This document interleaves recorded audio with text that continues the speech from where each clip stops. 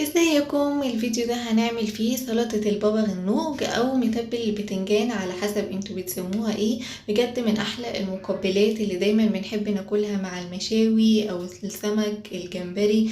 طعمها حلو جدا وكل مكوناتها مفيدة. لو حابين تتفرجوا على الوصفة كملوا الفيديو للاخر ويلا بينا نبتدي.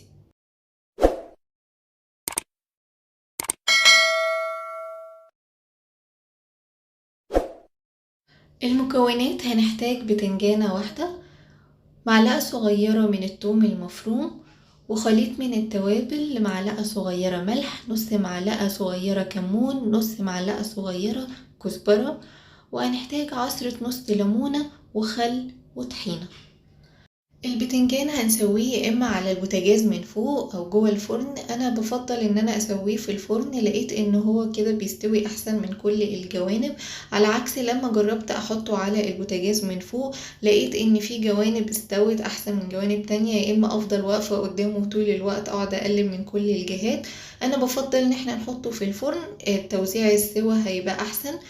اظبطي التايمر مثلا بعد ربع ساعة، بصي عليها اقلبيها الناحية التانية وشوية وخلاص هتبقى كده استوت، وطلعيها ونقشر بقى البتنجانة ونطلع كل القلب اللي فيها، ونبتدي بقى نهرس بالشوكة او ممكن نحطها في الخلاط، بس انا بفضل بالشوكة لان قطع البتنجان بتبقى محسوسة اكتر.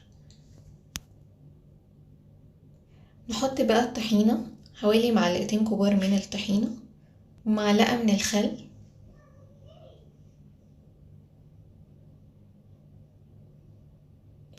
وعصرة نص ليمونة،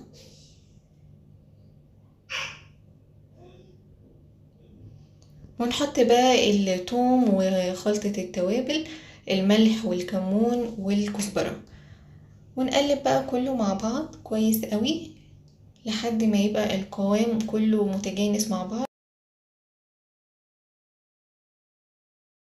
لو عندكم رمان حطوه على البابا غنوج، الميكس ده بيبقى بجد رائع.